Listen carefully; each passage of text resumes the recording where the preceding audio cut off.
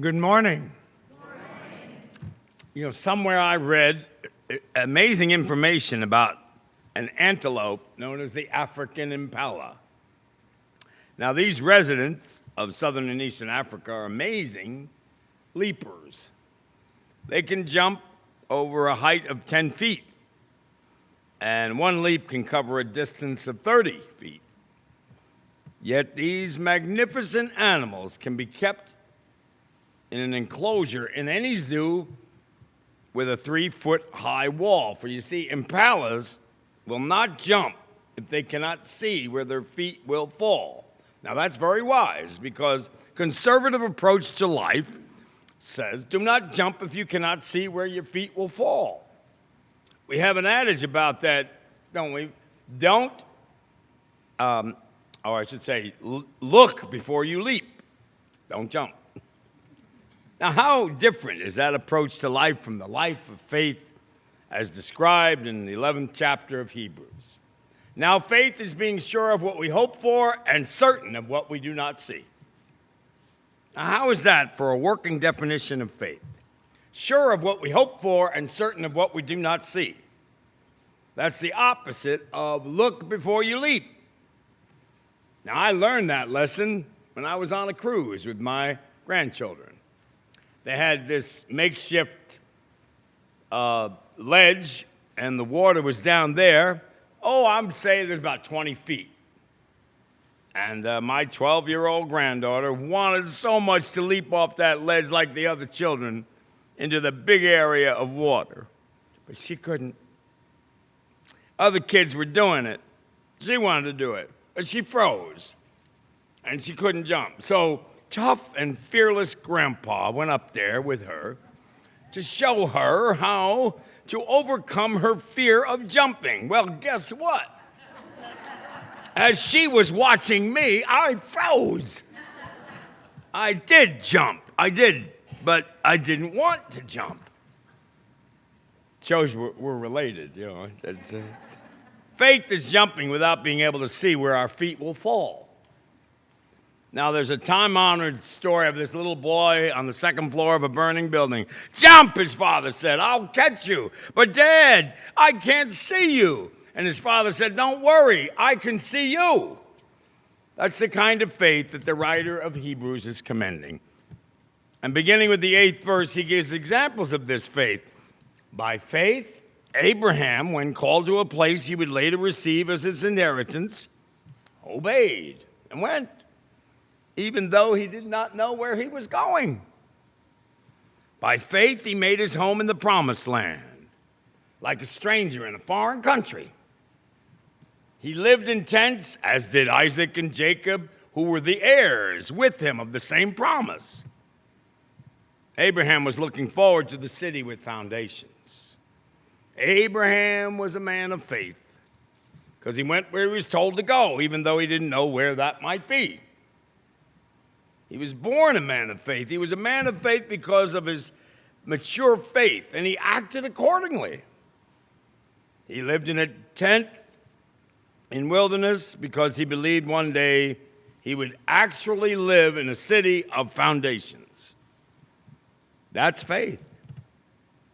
People of faith move, regardless of their uncertainty of where or when they end up. You understand that there's still people of faith in the world today. I wonder about my place in the world, how long I'm going to be here, what's going to happen, where, et cetera, et cetera. Where's the people of faith? Well, I was thinking about one of my heroes of faith, a man named Lech Walesa. Most of you recognize his name, but maybe some people, younger people, might not. Now, I wanted to tell the story, so his name is not forgotten. In 1980, Lech Walesa was an unknown electrician in Gdansk, Poland, in the shipyards. At first, he was not a man of religious faith, and he even said, you know, I was a delinquent worshiper. He says, I pondered my existence. I looked for signs that confirm my value. Faith didn't grow in me until life grew harder. And then he added these significant words. The more difficult that my path became, the closer I came to having faith. And I can relate to that. Few people could have been less like Moses than Lech Walesa, leading his people out of bondage. A priest had sternly warned Walesa in his youth. I guess he was a juvenile delinquent because he said, if you don't change your ways, you're going to spend your life in prison. Well, he did go to prison. The communists restricted his activities because he was having too much influence over Polish people. It was amazing that a man with such poor speaking skills could ever have this enormous influence. Walesa said, I was incapable of saying anything in public. My tongue used to outrun my mind. I was unable to keep track of the words that I was supposed to say. I'd only speak before I thought and was therefore a very poor public speaker. But, says Harold Ivan Smith in his book, No Fear of Trying, Lech Walesa had a brain, and he had friendships among his other workers, and he cared deeply for those other workers, and he had a conviction that the communist government was corrupt. He dreamed of a time when workers could unite and do something about the unjust society that they lived. Now, as a young man, I gravitated to that kind of spirit. In August of 1981, Lech Walesa created something called the Solidarity Labor Union.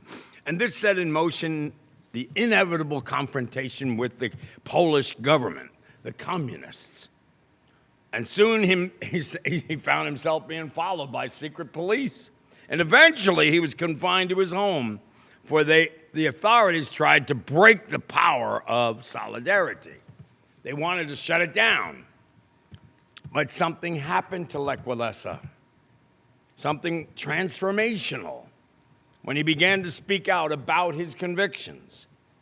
His Polish was rough, always grammatically incorrect, but when he spoke, people listened, and overnight he became a symbol of courage.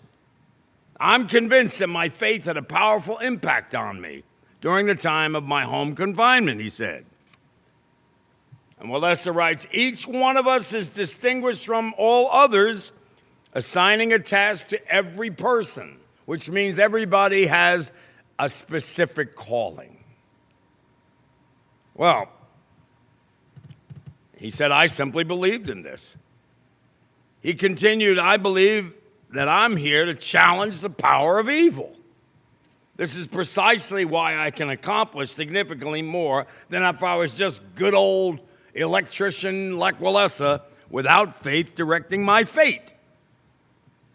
It's good to have the awareness, he said, of that great force driving me and driving all of us deep in our souls, directing our lives. So later, when the communists were overthrown, he was elected president of all things, president of Poland. Well, his impact was enormous. He presided over Poland's transformation from being a communist country to a post-communist state. But he wasn't a great politician. His lack of education was a problem, as well as his blunt manner of speaking. His presidency didn't last long, but no one challenged his deep faith or his commitment to seeking to confront powerful sources causing powerlessness in others. Wasn't he afraid in those days when he challenged his government? Walesa answered that question. Deep religious belief eliminates fear. Now, do not misunderstand. He was not a perfect man. He was simply a man of faith. Abraham wasn't a perfect man. Go back and read that story in the early pages of the Bible. I think one of the best examples is Sarah, his wife. When God said, you will have more descendants than the stars in heaven. And what did she do? She laughed.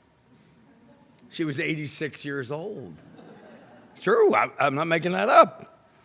But he was called to make a difference, to leave his home and go to a place he'd never been before. And he did.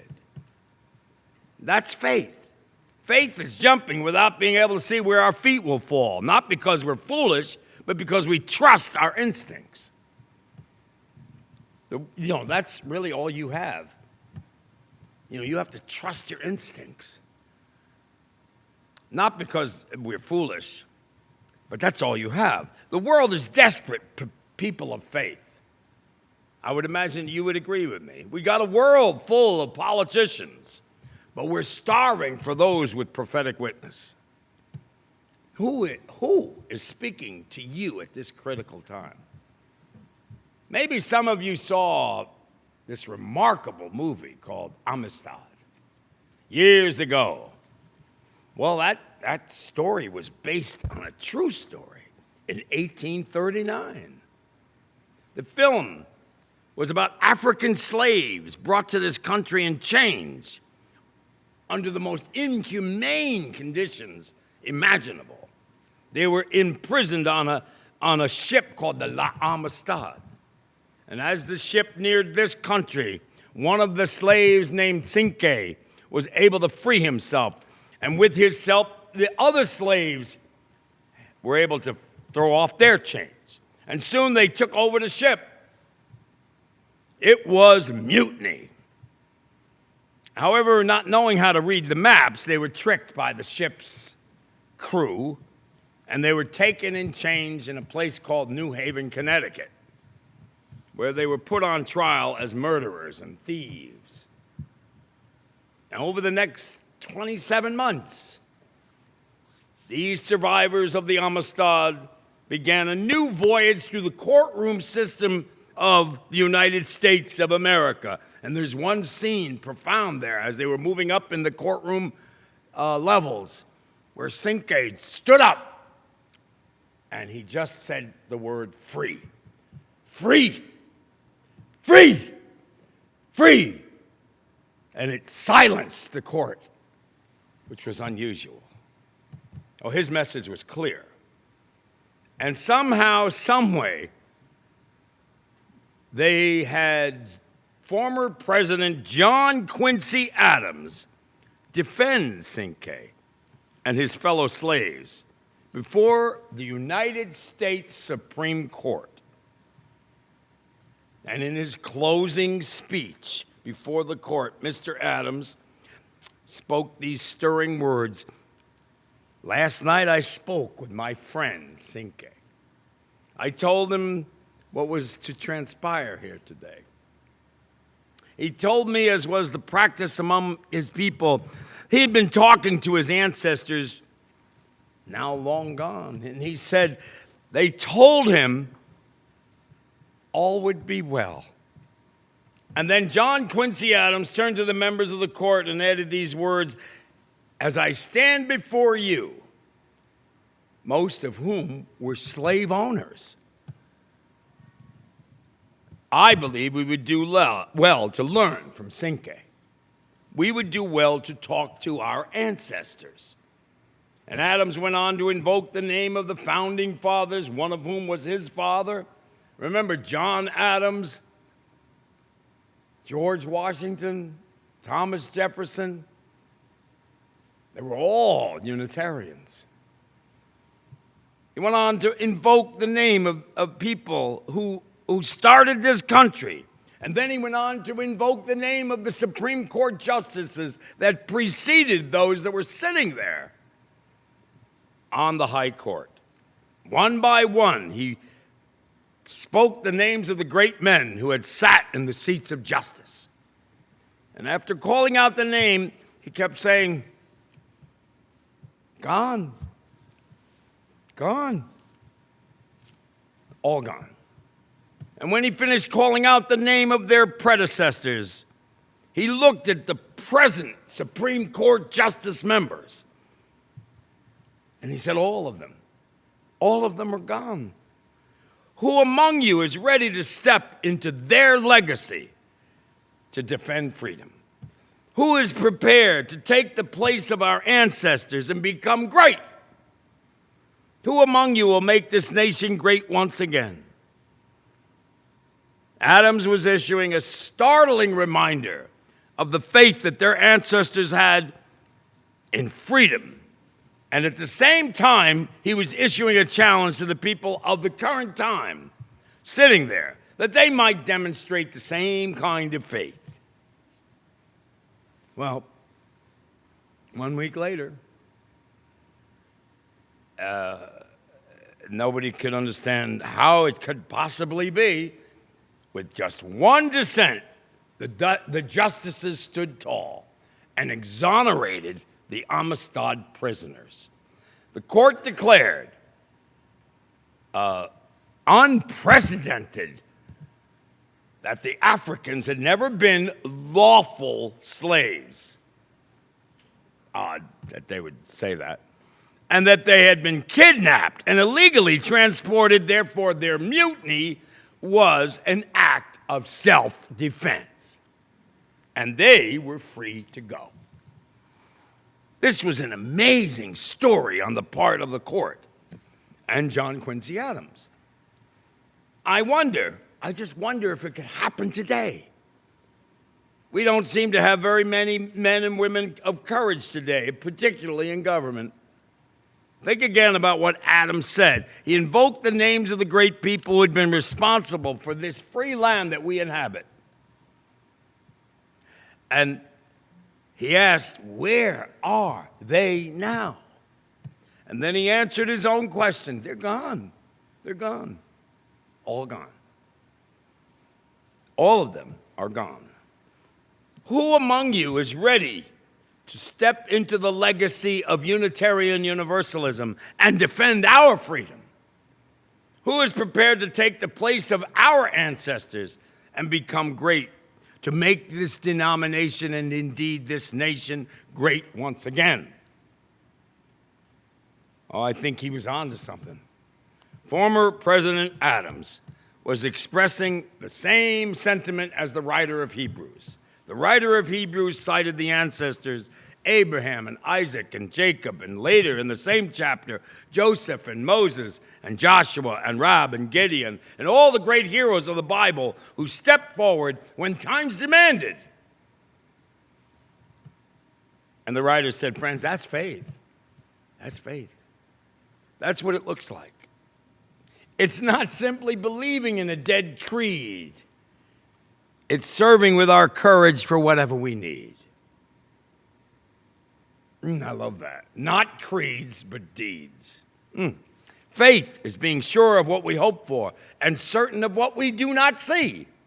Faith is jumping when you can't see who's going to catch you below.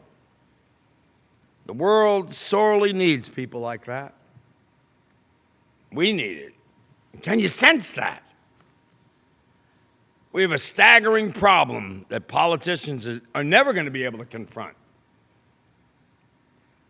We need people of integrity. We need people of courage. We need people of candor who will do the right thing and not just the expedient thing. That brings us to the conclusion of the matter. If you and I don't champion that same human spirit, who will? That's the thing about heroes of faith. They were not very special in their own right. They were special because they were passionate about what they believed and acted accordingly. That means that you and I could be heroes, heroic faith people, if we would be that voice for the voiceless among us, for the suffering among us. And if not us, then who will do what needs to be done? Dr. Mickey Anders tells about a very intriguing program on NPR. Some time back I was listening.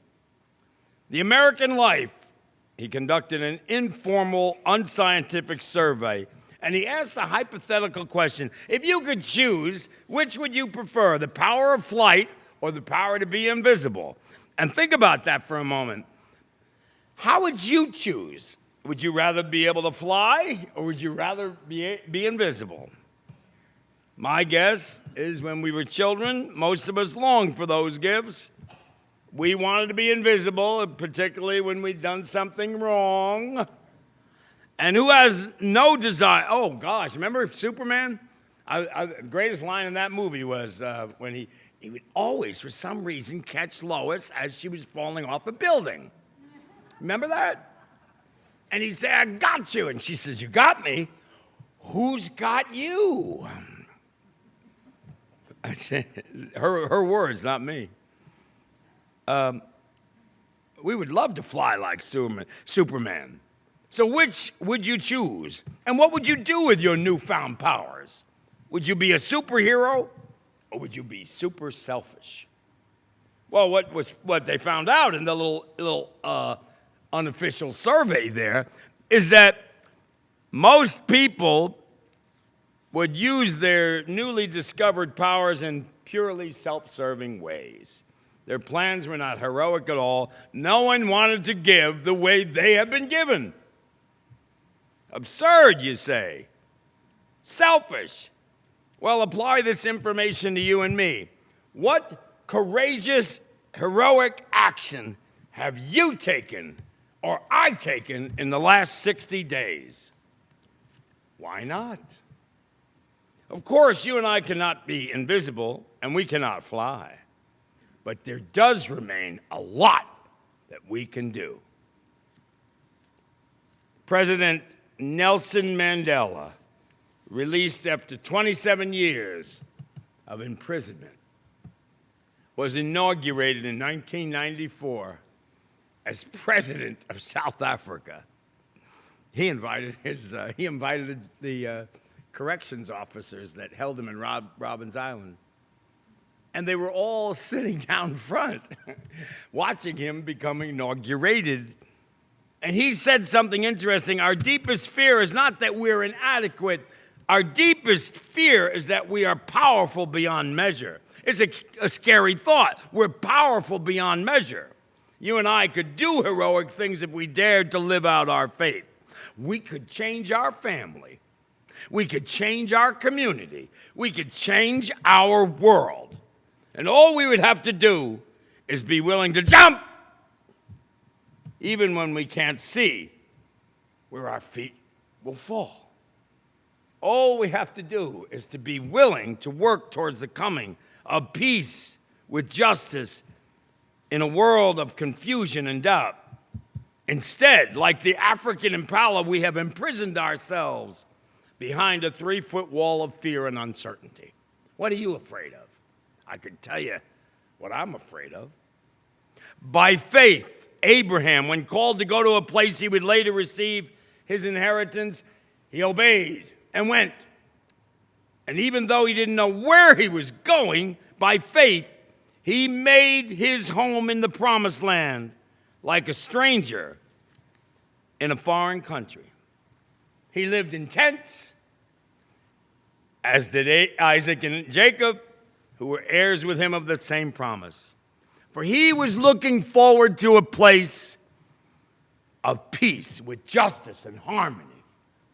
Now that, my friends, is faith which passes all understanding. Amen.